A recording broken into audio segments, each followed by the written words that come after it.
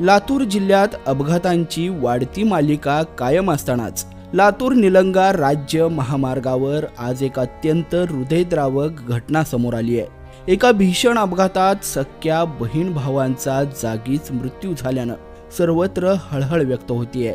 औसा तालुक्यातील वाघोली येथील प्रसाद शिंदे आणि त्याची बहीण गायत्री शिंदे या दोघांचा दुर्दैवी अंत झालाय।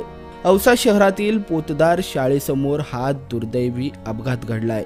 वाघोली येथील रहिवासी पद्माकर शिंदे यांचा मुलगा प्रसाद जो वडिलांना शेतीत आणि दुग्ध व्यवसायात मदत करत होता, हा आपली बहीण गायत्री जी लातूरमध्ये शिक्षण घेत होती, हिला कॉलेजला सोडण्यासाठी दुचाकीवरून निघालेला होता।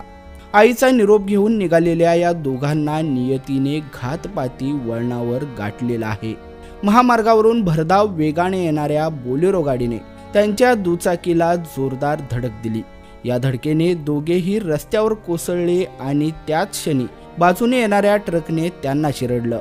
हा अपघात इतका भीषण होता की यामध्ये बहीण भावांचा जागीच मृत्यू झालाय।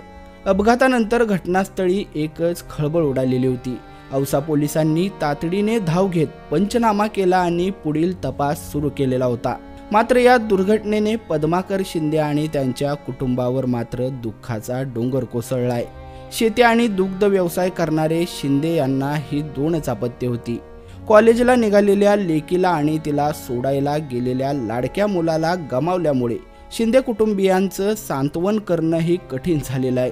या हृदय पिळवटून टाकणाऱ्या घटनेची बातमी वाघोली गावामध्ये कळताच संपूर्ण गावावर शोककळा पसरलेली होती।